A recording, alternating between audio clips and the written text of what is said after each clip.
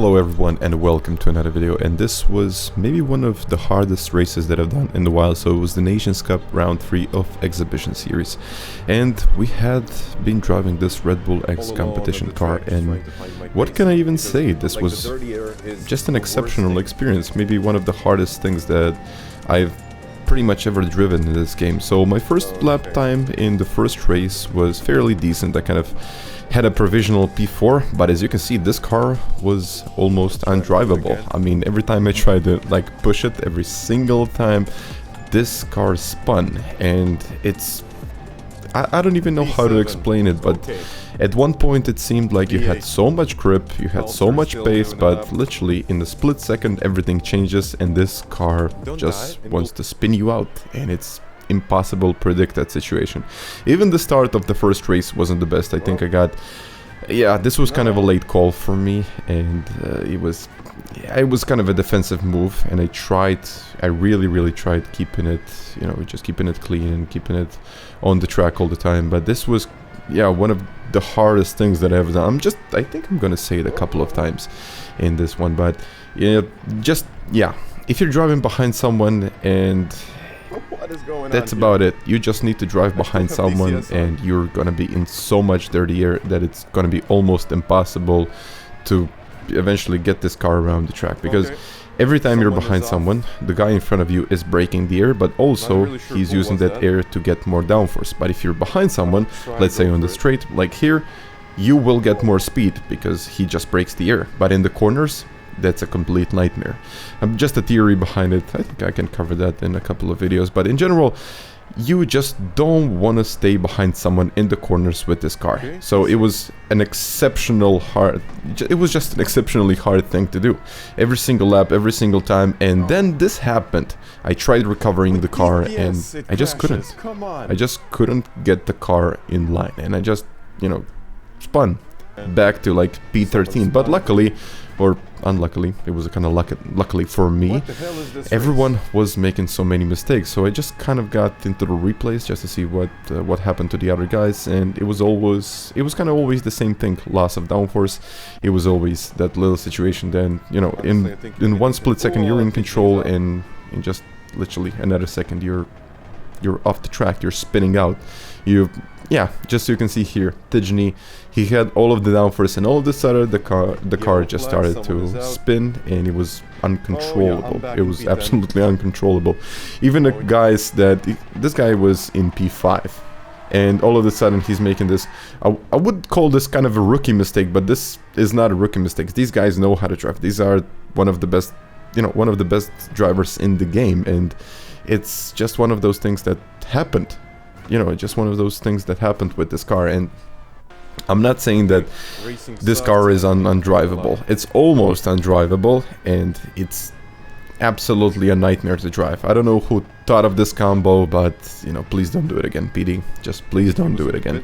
I mean, in the end, I found it relatively fun to drive, but then again, so many accidents, so many bad situations in those 3 races that, it's almost unexplainable. But it's never time to really give up on this, because I was down literally last P13. A couple of drivers disconnected because they were, of course, spun out or something happened. And a couple of drivers went into the pits, and I got into P10.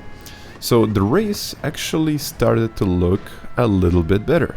I mean, not a lot better, but I was moving up. I was actually at one point thinking about, okay, maybe if like 2 or 3 guys spin, I would maybe even get up like to P5. But remember this one, I started in P8.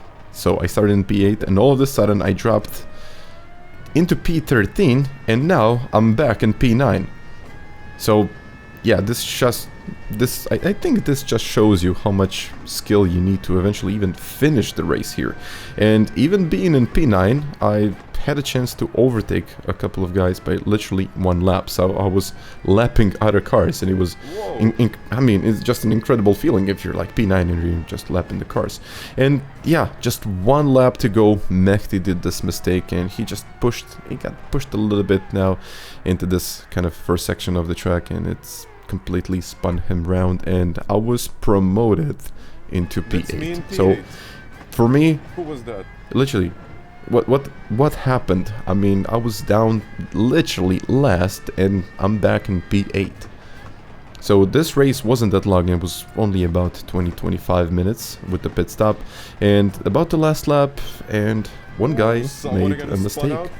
And again, I thought to myself, okay, I started in P8, and I wanted to, you know, keep my place, or maybe even eventually get up a couple of places, but when you're down in P13 and you're finishing the race in P8, this seems like what happened, like literally what happened.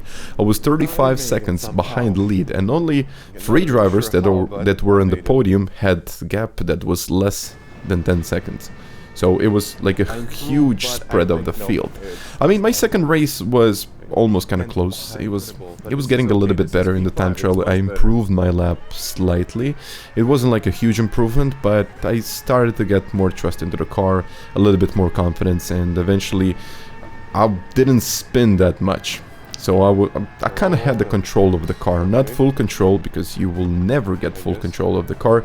And I think the best thing that I've done here is taking it easy, really taking it easy in this first lap, and it was actually looking good on the opening. I didn't have any trouble starting, and yeah, I think now when I think about it, it was the bad choice of tires. I just couldn't carry the speed that I wanted to in these corners, and eventually I got a little bit of a push here, and just like that I'm losing 2 places, because here with this car, if you just make a little mistake, it's like quadruple. I mean, let's say if in group 3 you would be losing about a 10th and a half, in this one you're losing about 3 to 4 tenths. It's just incredible how much time can you lose. And then it was this moment, and I think I destroyed the guy behind. I mean, literally, he got into me. I made a little mistake, and this car just wouldn't turn. I had a bit of damage, and there was really nothing much that I could have done in that situation. And it's almost, at one point, as I said multiple times, at one point it seems like you're in full control of the car, and like in the next situation, like in a split second, you're completely out of control. And I even grabbed like a half a second penalty until this point where I got completely destroyed. Yes, once again, with a kind of a good qualifying time, I managed to get myself back to the last place on the grid. Like, I was dead last, literally dead last. P14, some of the guys disconnected, but now, once again, this is kind of getting a familiar... Yeah, this is always... Okay. This has started to be like, okay, it's like all of that deja vu moment, but then this wasn't. Okay, I was cutting pit lane entry, and I found myself in that. I got myself a 3-second penalty, and all of a sudden, after all of that, down, yeah, last place on the grid. That's not good, and I was being lapped, like literally half of the race in. I'm being lapped. Okay, I was in the pits, but it just doesn't look good. I mean, it's trust me, if you're in P14, if you're dead last on the grid and the guys are lapping you, this is not good. But then I saw something like this. Even one of the best guys can make mistakes. So P1 Rick made this mistake, so he eventually, I mean, I think he even got the world fastest time, so he was holding the world record with this car on this track before the racing that even started here. And he made a mistake, so just you can just imagine how tough this car is to drive. But once again, this felt like a very similar situation. It was kind of always similar. Qualifying relatively okay, my first lap is fine, and then all of a sudden I find myself completely destroyed in the last place on the grid, and then once again I kind of get the recovery drive, and all of a sudden I'm back into P9. And then it seemed like, okay, maybe this race isn't over yet, maybe I can do something here, but this was pretty much it. So I finished up in P9, and you know, I was very happy that I didn't really finish last after all of the things that happened to me. And now we're gonna get into race 3. So I've done 3 races, and this was the last race that I've done here, and it was maybe one of the best races that I've done.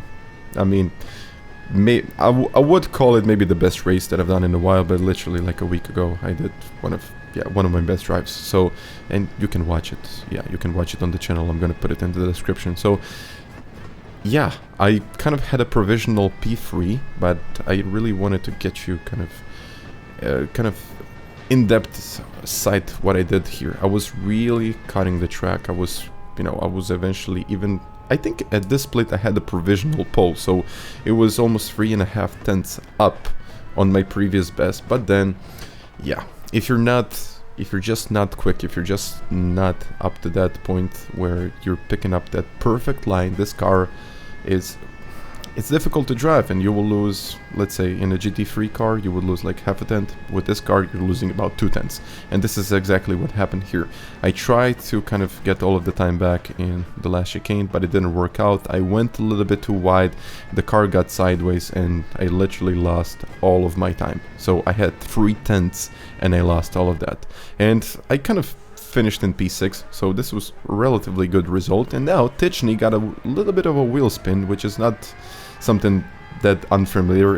It happens, it really happens quite a lot in here, and kind of got myself into P5. So okay, it's a pretty decent start. I'm the racing soft tires. I need to get a couple of places quickly, otherwise it's not gonna be okay. So I got this move. Okay, the guy in front of me, the Italian, made a little mistake right there, and I'm in P4, so everything is looking good. I'm like 2.5 seconds from the lead, which is the best that I've done so far. And I started this one in P6 and I'm in P4 after only a couple of corners, so the race just couldn't have started any better. And I just thought to myself, okay, maybe Theo, the guy in front of me, was maybe on the softs, but he really didn't have that much pace in, let's say, that middle section, like technical one. And luckily for me, he got this half a second penalty. Without the penalty, I'm not really sure if I would be able to overtake him that easily, because he was really fast every time in every single corner, and it was very difficult to even follow him, and just overtaking on this track was almost impossible. So I'm just gonna fast forward this to about 10 laps into the race. Actually, it was 9 laps into the race. So I was actually in P3 at this point, and then this happened. So once again, a crash. The Italian made a crash. Literally, he was in P2, and I kind of got myself into P2. So starting from P6 into P2, and I had kind of a clear track in front of me, and I knew that, okay, Tunable Coyote in P3, he was about 5 seconds behind, and I know he's got pace. He's got more than enough pace to catch me, but then I decided to maybe wait a little bit longer, do an overcut on Will, who kind of had that perfect strategy, splitting the race into pretty much 2 pieces, like 12-12.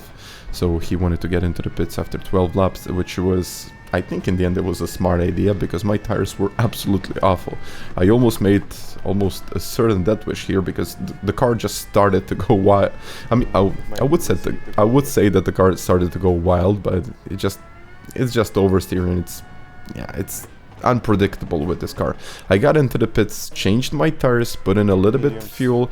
I think at this point I put in slightly too much fuel, and the gap was like only half a second. It grew up to about a second now because of all of the dirty air, but if I was maybe up to half a second to about 7 tenths quicker on my 2 laps, I would have got this place. I would have actually got P1, and you know, he being on it was about 2 laps older tires, and in that all of that dirty air, I think it would be a kind of a grand slam home run for me, but it wasn't.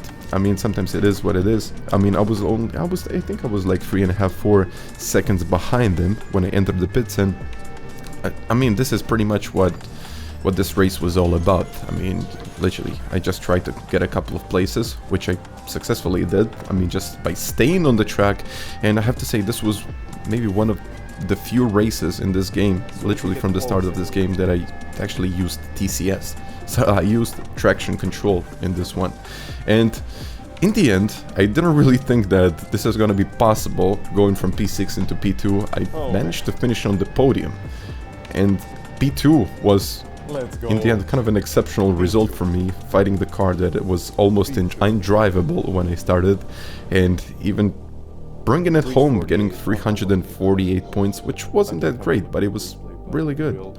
So guys, I really hope you enjoyed this video. If you did, you can even smash that like button. And yeah, I'll see you in the next one. Bye.